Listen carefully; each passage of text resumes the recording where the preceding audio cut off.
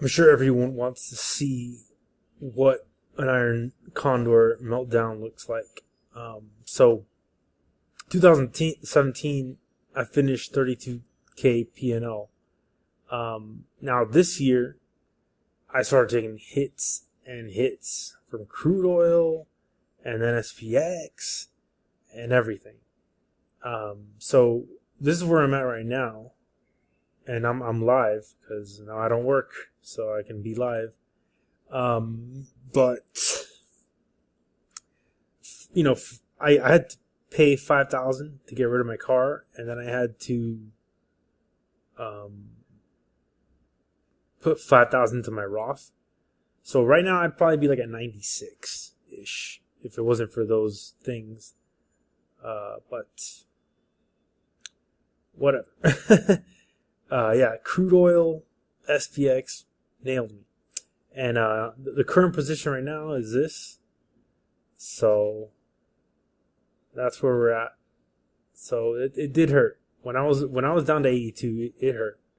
It hurt. But that's why you got to know what you're doing, so you have the confidence to keep going. And hopefully next week I can do the Holy Year Grail and get even better stuff going.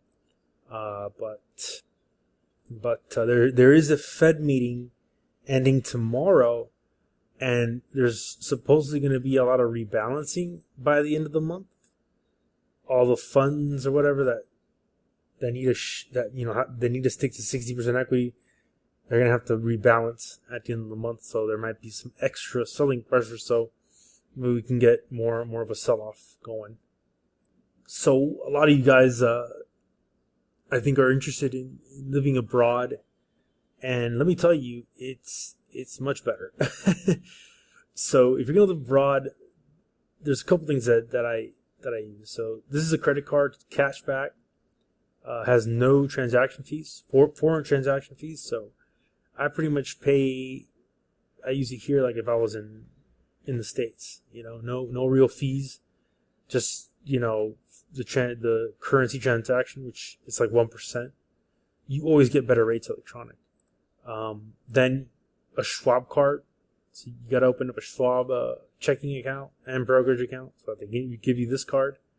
This is the granddaddy of cards.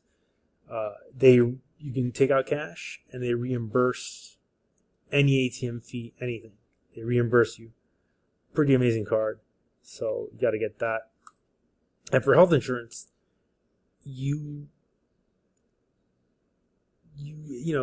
typically you're not going to need it, but if you're going to be back in the States and going around, you can get Cigna. I got Cigna Global, okay.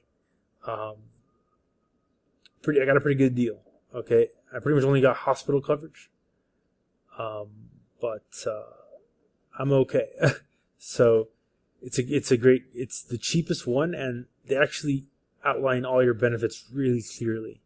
All the other ones were more expensive, and they didn't really explain things that well. And I was particularly interested in the United States coverage.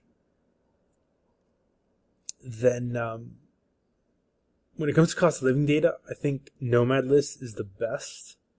So check out Nomad List. I don't like Numbeo's numbers, but this is, the numbers are probably more accurate in the trending cities. So look this up, find your perfect spot. Some places are really nice, Philippines is really nice. Thailand's pretty nice. Mexico for visas is really good. You get 180 days, no problem. But yeah, check it out, and the data is pretty accurate. So